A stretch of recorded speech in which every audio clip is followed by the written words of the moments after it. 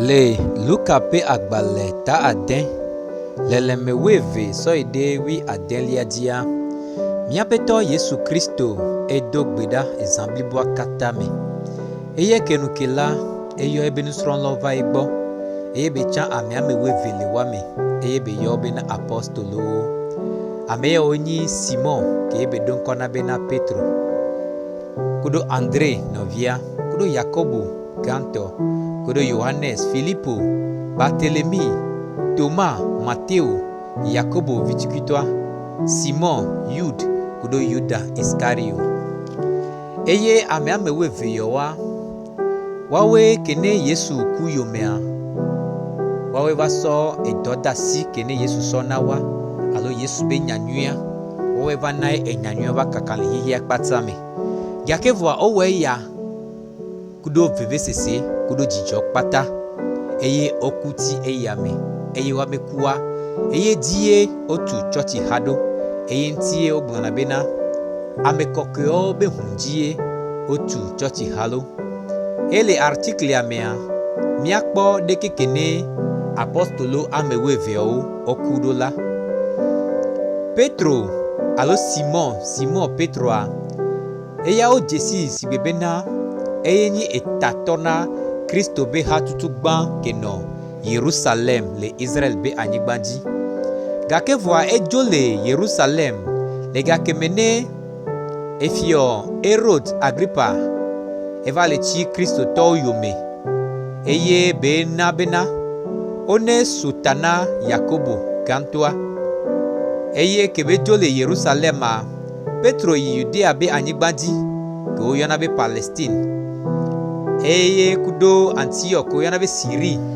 eye funuae obune le sigbebena bishop tutu gbanto ane church ha tutu gbanto anene eye kebeno Antioch videa Petro joide Roma anyigbanji eye funua etro jimena ame akpeo va Kristo gbo eye duklola gan kele gawa mekoyona be Neroa mudo jijone bena Roma to ole ho Kristo jisio eye be so abe hasoso so ye be gbegblenu e so na una na ye be janta okudo ye be egbeme ba vuo oduna eye be pona jijoe na me ko njibe agbenu le yo be hosi agbo wa eye una wo le funwa eye Petro chan le amewon dome Petro pefu le yebe asime sugbo eye bejibena yaka Petro de achinti kakeva Petro blambena yemuje sigbebena yebe apeto neneo ta one tro tagunae ne wakai eye Roma nyigbanji eye Petro yakule eye o to tagune eye o kede a tiso ganti eye Petro be nuti laola ole ataro kele Saint Peter's Basilica le Vatican City a be gome le Roma nyigbanji kakavana egbe amevegweni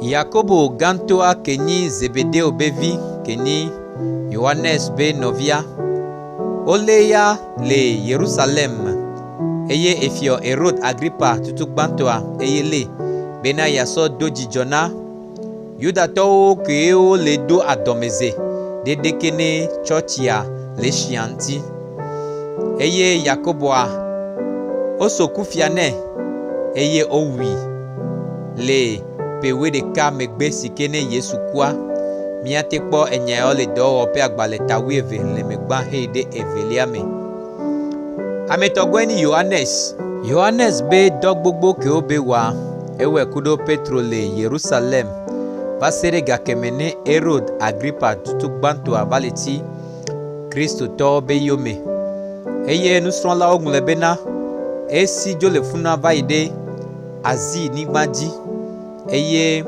beno torki benu gbagbala ome epedo vaya evaide Roma nigbaji eye funio vati yomena Kristo tole le wamea ovale Yohannes sodo amizozome gakeva nukunu toya mukuti amizozo ameo eye Roma be fio gan ke le gawame ke yana be dominisia edu ebena yanya Yohannes sododa etɔ be anyigba ko yɔna be Patmos dzi le grek be anyigba dzi. Eye gake me ne domini sia va kua, Yohanes trɔ va yi ɖe Efesius. Eye le Efeso la, funue be nɔ kaka va si kemgbɔe be va ku. Yohanes nye apostolo ɖeka kene ye ŋutɔ si va kua. Andrea egblɔ mawunya le Georgia keni egbe me Russie, Istanbul keni Turkey kudo Macedonia. Eye le nuwuwa eva yi ɖe grek be anyigba dzi. Funua le Patrosa le greka. Dukplɔla gã Aegiatis ke le ga mea edo adɔmeze ɖe apostola ŋuti ŋutɔ bena ele kaka mawunya eye yebe ƒome ŋutɔ tsã trɔ dzime xɔ Yesu dzi se. Funue be ɖegbe na Andre le bena negbe nu le yebe xɔsia gbɔ le dukplɔlawo be ŋkɔ. Gake vɔa Andre gblẽ eye dukplɔla la eɖegbe bena woneka Andre ɖe ati ŋuti. Atia owɔ sigbe bena sizo nene. Eye woke ɖe atia ŋuti ye wobla kae. Gake vɔ le atia ŋutia, Andre gba le gblɔ mawunya ne ame kewo le kpɔ nua. Eye le wɔa mea, ena ame sugbɔ xɔ Kristo dzi se kemgbɔe ye be ku. Ekpe fu ŋkeke etɔ̃ sɔŋ kemgbɔe va ku le atia ŋuti. Filipo dɔ kudo Bartelemi. Eye wogblɔ mawunya to Grek, Syrie kudo Turkey. Do Filipo be nukunu be dɔyɔyɔ kudo ye be mawunya gbɔgblɔ ta. Eva trɔ dzime na aʋafia gã ke kpɔna Yerapoli be dukɔa dzia be srɔ̃. Eye enu ya ve adɔme na aʋafia gãtɔ eye be ɖegbe bena woneka Filipo kudo Bartelemi ɖe ati ŋuti ne woatrɔ ta gu na wo. Gake ne ke no le atia ŋutia, Filipo ya yi edzi le kaka ye be mawunya, ye be le gblɔ be mawunya, eye be va ɖe kuku na aʋafia gã kaka ye be va ɖe asi Bartelemia, gake vɔa ezi wa di bena eya one ɖe asi ye de kaka. Eye funue Filipo ya va ku le atia ŋuti le eye woɖi ɖe edua me. Bartelemi ya trɔ va gblɔ Kristo be nya le Mesopotamia, le Irak kudo Persia, le Iran kudo Turkey kudo Armenia kudo India be anyigba dzi. Ode agbaze le ŋuti ne kebe le agbeagbea le Durban le Azerbaijan ke sɔ le Russie gbɔa. Eye o sotanɛ Mateo enye nuŋlɔla ke ŋlɔ Mateo be agbalẽ le dzododo nyuia mea. Eye enyi mawunyagblɔla ɖeka ke ne wogblɔna bena eye va gblɔ mawunya le Afrika, le Ethiopia, le Judea kudo Macedonia kudo Syrie kudo Persia. Eye Biblia be enusrɔ̃viwo gblɔna bena ame ɖewo gblɔna bena wosɔ kakla sɔ wi, ya ame ɖewo gblɔna bena eya ŋutɔe ku le Ethiopia be anyigba dzi. Toma Kristotɔ gbogbotɔwo yɔnɛ bena enyi dzimaxɔsetɔ alo dzimaxɔsetɔ. Gake vɔa kene Toma va kasi Yesu ŋutia, ye be dzimaxɔsexɔsea edzo ɖa, ye be ɖo xɔse blibo ɖe Yesu dzi, eye be kaka enyanyuie la, eye be tu tsɔtsixɔwo da ɖe. Eye nye apɔstolo tutu gbãtɔa kene Sodien va yi gblɔ Mawu be nya le Roma be anyigba dzi kudo Europa be anyigba dzi. Eye eve gblɔ mawunya le Babylon be anyigba dzi tsã. Eye ɖo Kristotɔwo be hasoso tutugba, eye be yi ɖe Persia be anyigba dzi, ye be zɔmɔsɔ yi ɖe Chine kudo Inde be anyigba dzi. Eye wowui le Milapore le Inde be edua me. Eye efiɔ Mazdai eye so kufia na Toma. Elabena edo adɔmeze na Ibrahim ke nyi subɔla gã le efiɔ same. Eye be wɔna dɔ sigbe bena efiɔ be topoɖola nene. Eya ekpɔe bena Kristotɔ be ha ele hɛ haba me va yewo be indiatɔwo ɖe kekene yewɔna yewo be nua ŋuti eye wokplɔ Mateo sɔ yi ɖe eto kɔkɔe ɖe dzi eye wotɔe ʋã eye wotutui de aŋgbe. Yakobo vitukutɔa. Minye bena Yakobo vitukutɔa enɔ agbe eƒe amatɔ̃ le Kristo be megbe eye woyɔe be ŋkɔ le Biblia me.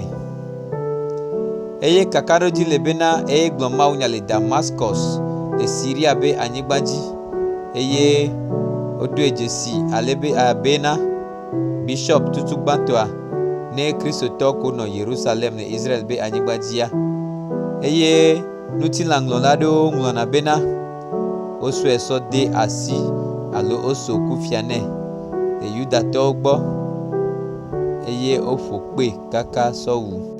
Simon Kanatɔa. Kengbe Simon la va trɔ dzimea enɔ politique be eha ke yɔna be Zilotsawo dome eye woawo tite ɖe Romatɔwo be azɔ̃li ko le zɔ̃ ku ɖo Yerusalemtɔwoa ŋuti eye Simon tsã egblɔ mawunya le Afrika be anyigba dzi le Mauritanie ku ɖo Britain eye yebe ekume ŋutinya wodena ŋgble sue ŋuti sugbɔ. Ame ɖewo gblɔ bena wokɛ ɖe ati ŋuti le Roma be anyigba dzi eye ame ɖewo gblɔ bena wokɛ ɖe ati ŋuti le Samaria.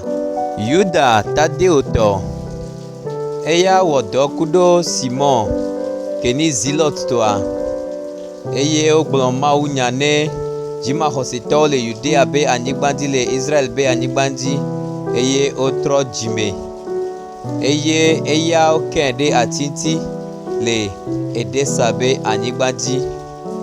Yuda Iscariot alo Yuda Iscario eya míawo kpata minye bena eyae dadze ɖe Yesu ta eye be sa Yesu eye wonɛ ega lului amegbã eye Biblia na minye bena eya ŋutɔ va do kave be ku kene Yesu ku megbea. Míate kpɔ nya le Mateo ƒe agbalẽ tabla 27 xexlẽme 5 dzi.